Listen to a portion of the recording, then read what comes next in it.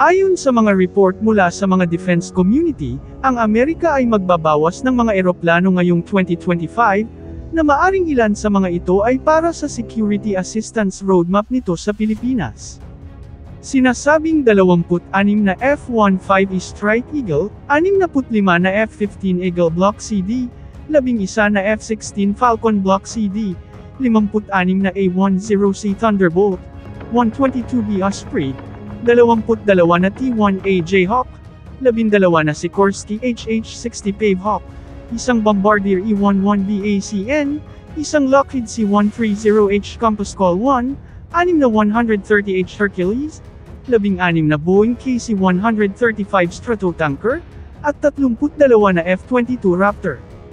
Ang Philippine Air Force ay maaring makuha itong 11 na F-16 Falcon, kasama na ang isang squadron ng F-15E. At maaring i-request pa bilang karagdagan ang ilang C-130H o kaya ang KC-135 Stratotanker, para sa pag-air refuel sa mga parating na mga multi-role fighters. Sa Philippine Army Aviation Hiraya Regiment, ay pwedeng makuha ang 2 squadrons ng A-10C Thunderbolt, habang ang Philippine Navy ay pwede makuha ang 6 na Sikorsky Pavehawk. Ang Amerika ay patuloy na bumibili ng mga makabagong mga F-35 Lightning, para unti-unting palitan ang mga 4th generation fighters nila, bilang bahagi ng kanilang air supremacy program sa kanilang Air Force sa buong mundo.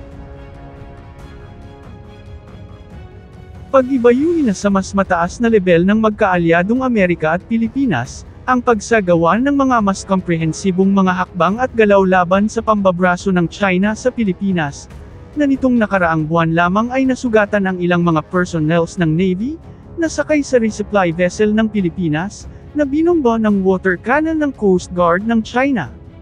Nagpulong ang mga opisyal ng dalawang bansa, sa taunang bilateral strategic dialogue noong April 22, at nagkasundong kailangang ipatupad ang mga internasyonal na batas sa bahaging ito ng South China Sea, at kailangang mapanatili ang seguridad sa maritime domain ng Pilipinas.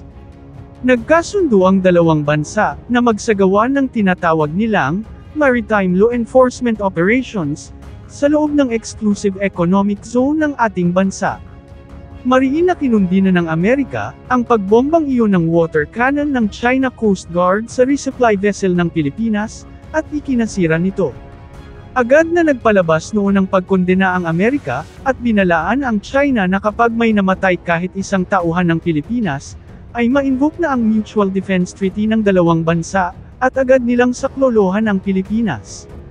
Nagkasundo ang dalawang gobyerno sa isang joint statement, na maglalatag ang dalawang bansa ng mga procedures and protocols, na siyang susundin ng mga Coast Guard ng dalawang bansa, sa mga maritime law enforcement operations na sabay na gagawin ng dalawang puwersa sa West Philippine Sea. Sinasabing kung ano ang nakasaad sa batas ng Pilipinas at sa internasyonal na batas ay siyang susundin at ipapatupad ng dalawang Coast Guard na ito.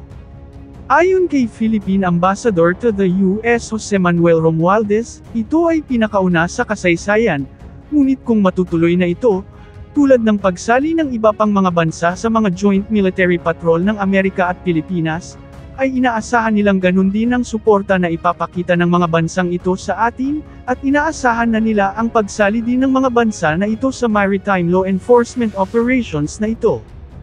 Tiwala si Romualdez na ang Australia at Japan, ay hinihintay lamang ang hakbang na ito ng Amerika at Pilipinas, upang maumpisahan na ang mga ganitong operations. Nanawagan din ang dalawang bansa sa China, na bawasan ang pagiging gaamon nito ng mga teritoryo, at irespeto ang internasyonal na batas batay sa mga nakasaad sa 1982 United Nations Convention on the Law of the Sea, o UNCLOS. Pagsisikapan pa ng dalawang bansa na makakuha ng mas marami pang mga suporta mula sa internasyonal na komunidad, laban sa mga ginagawang illegal, unreported and unregulated fishing ng China. Kinumpirma ni Ambassador Romualdez, na nasa konklusyon na ang Philippine Security Sector Assistance Roadmap, at anumang oras ay maaring mag-uumpisa na ito, at matatanggap ng Pilipinas ang mga pangakong kagamitang pandigma na ibibigay ng Amerika, upang tulungang maabot ng bansa, ang Comprehensive Archipelagic Defense concept nito, o ang tinatawag na External Territorial Defense. Tuloy-tuloy naman ang mga naval vessels ng Pilipinas, Amerika at France, sa pagsagawa ng mga naval drill and exercises sa West Philippine Sea nitong mga nakaraang araw, at agad namang nagpadala ng 2 barko ang China, na isa nga rito ay ang Spy Ship and Electronics Warfare Vessel nila na may bow number 793, na sinusundan at pinagmamasdan ang flotilla ng mga warships ng balikatan exercise. Agad na nagpadala ng radio challenge ang warship ng Pilipinas, at binalaan ang barko na huwag lumapit sa isinagawang exercise, ngunit hindi ito sumagot. Ayon sa ating Navy, habang hindi nanggugulo ang barko ng China, ay hindi nila ito pwedeng paalisin, dahil lahat ng barko sa buong mundo ay pwede dumaan sa labas ng 12 nautical miles ng ating territorial waters, na hindi kailangang magpaalam sa atin. Ang Chinese warship na may hull number 793, ay isang Type 815 Dongdao class Auxiliary General Intelligence Ship, o Haiwangxing sa Chinese, na isang new advanced electromagnetic reconnaissance vessel, na equipped ng highly sensitive equipment na sumisira ng mga electronic signals ng warships, o ang tinatawag na jammer. Kaya rin ito ang makinig sa mga radio communication, at mangolekta ng mga crucial data ng mga kalabang warships. Ito rin ang barkong pumunta malapit sa Australian Naval Communication Station noong nakaraang taon, na pinaniniwalaang kumukuha ng mga impormasyon kung ilang active warships meron ang Amerika sa Australia sa panahong iyon. Sa pagtulong ng Amerika sa Pilipinas, ay makikita ang pagkainis ng Chinese government sa Amerika, ano pat wala ni isang high-ranking official ng kanilang gobyerno ang sumalobong sa isang Secretary of State ng Amerika, na pumunta roon para sa taunang Naval Symposium. At kahit sa pag-alis nito, ay tanging ang US Ambassador sa China, at low-rank local official lang ang naghatid nito sa kanyang eroplano.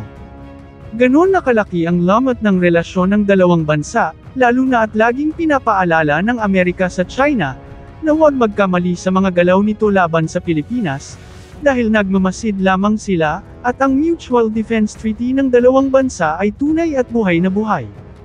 Sa mga balikatan exercises ngayon ay hinahasa pa ang mga sundalong Pilipino sa paggamit ng mga kagamitang malapit ng mapasakamay ng bansa. Tulad ng High Mobility Rocket System o HIMARS, na napupuso ng ating Philippine Army, transfer of expertise sa paggamit ng Patriot Air Defense Missile System, na maaring para sa ating Air Force, paggamit ng mga Stinger Man-Portable Air Defense System o MANPADS para sa ating Coastal Defense Regiment, pati na ang paggagamit ng mga Avenger Air Defense System, na maaring kasama sa Security Assistance Roadmap.